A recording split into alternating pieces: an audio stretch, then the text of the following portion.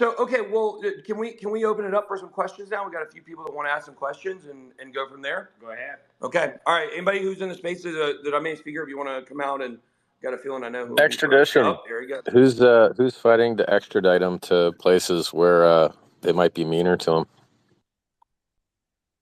That's a great question. So from what we're looking at here is that the U.S. has not tried to extradite him yet.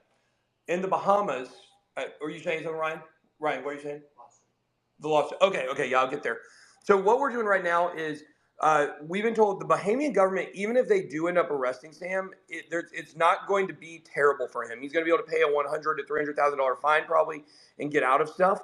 Of course, I think Sam had the Tornado Cash guy over in Sweden or the Netherlands, where it was. I think he had him arrested. He has to rot in jail while he waits his trial. But the government here in the Bahamas said, oh, we're not really arresting anybody right now. We're letting it all play out. Be nice if somebody would arrest him here. We think he's got a good chance of escaping in the harbor with his yacht he has outside. That's definitely something to be concerned about. The United States has to come extradite him. If the United States does not extradite him and take him back to the United States and punish him, I don't know anywhere else that's going to be able to do it. So kind of what we're looking at here is here's the plan. So everybody kind of understands my playbook at this point, because I don't know if y'all know, this isn't done after I come home, okay? We're going to come back to the Bahamas, and we're going to lead a protest at the Albany. We're going to put pressure on the government to arrest this guy.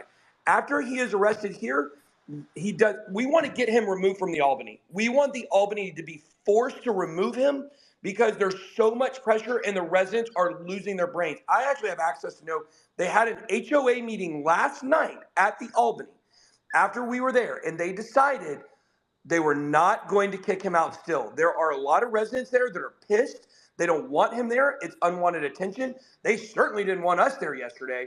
But we've got to get him out of the Albany so he has nowhere to go. Then the government can either arrest him or either the United States can come extradite him. But once we move towards that, then we move towards really pushing against the American government to come get him. I mean, and I think, Lincoln, you would agree. You think that's a pretty good plan there? Yeah, I think it is a good plan. We need to bring international pressure onto this. We are shocked that the Commissioner of Police has not questioned him yet and has not basically done anything.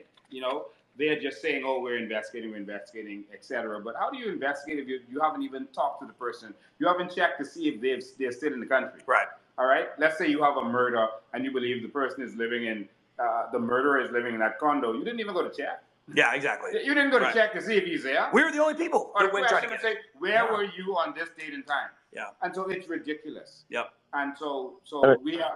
I think you guys are skipping a part here. I like what you're doing. I think it's great. Thank you. I think the part, the way law enforcement works is their whole job is to get you locked up.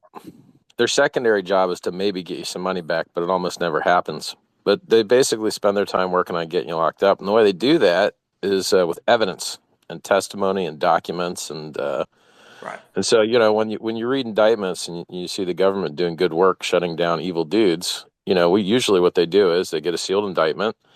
They kick everyone's doors down at the same time so that they can't hide and destroy evidence. They don't tell you ahead of time, which is why the indictment's secret. And then, they see how much evidence they can grab so that if you're going to plea, you're going to get a worse deal plea because they got more evidence against you. Or if you're going to go to trial, hopefully, if you're a bad guy, you lose your trial because they've got such a strong case. But having custody of the person doesn't actually give you evidence. And getting an arrest warrant doesn't get you evidence. And getting an extradition doesn't get you evidence. And so if you really want to see this guy do time or found guilty of his crimes, it's really all about the evidence. And it comes in written form, and it comes in testimonial form, or it comes in the form of confession. And that's about it. So I would be, personally, if you're looking for justice, it's really all about the evidence. Yeah. Well, we have a lot of evidence from many different sources. I know Lincoln here as well has a lot of evidence. I think something that people really need to understand as well is who are we giving evidence to? We have evidence. People are sitting on evidence. Why? Are we going to give it to Gary Gensler? Is that who we're going to give it to? Or are we going to go give it to, are we going to go give it to Kevin McCarthy? Is that who we're going to give it to? Who do we give the evidence to that's not involved in this? And I think that's the really interesting part here. We need to have whether it's the Department of Justice or whether it is a politician. We need someone to rise up and be the galvanizer and the leader from the actual, from the actual government itself to be able to start tying this thing together. Because I can only do so much. I can't arrest him. I don't want to get arrested myself for detaining him. I'm not a bounty hunter, despite what the memes show on Twitter these days. So I think that's what you're saying is really good, Richard. I think it's true.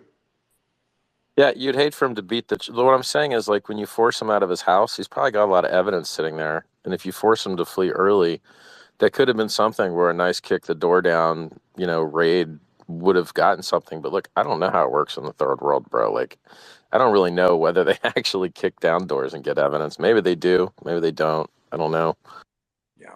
And what's disappointing to a lot of us here in the Bahamas, a lot of us who are not corrupt, is that the government is now painting this narrative that we have to cover this whole thing up, that we shouldn't say anything about it because it's going to hurt the Bahamas. And you heard the Attorney General, say basically the same thing today, that us, and now he added that even the international media, should watch what they say about what's going on.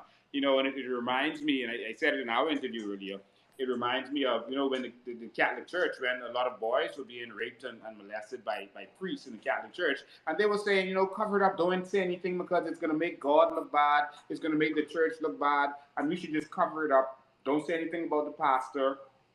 And that's what they're doing now. They're trying to make it seem like it will be better for the Bahamas if we just side with any corruption that may have gone on and just cover this whole thing up. But I actually think that's going to make us look worse if we do that, because then it's going to look like all of our people are complicit and that we are corrupt as a people and that we shouldn't be trusted.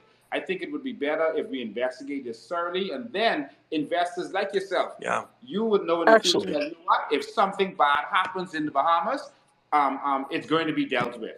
Yeah. Let's play. I have a good game for you. Public. Yeah, go I have ahead. a good game for you. Okay. Here's what governments care about a lot of times, particularly smaller ones: money. You know who I think has the most money in the Bahamas? Deltec Bank. That supports USDT. It's interesting that you bring that up, because I don't know if anybody watched my video today. We actually went to Deltec Bank today. Obviously, it's a Sunday, so we went to the first building, and it's completely empty, nobody there. But we talked to security there, and then there's a sign on the front that says they're being refurbished. And so we went to the actual Deltec building and talked to a security guard there, which is a 5-story building, and Deltec is on the 5th floor on the right when you get up out of the elevator. And we talked to the security there, and they said they will be there at 8 o'clock in the morning. So we are actually going to be going to Deltec Bank tomorrow morning at 8 a.m. and trying to get answers from them as well.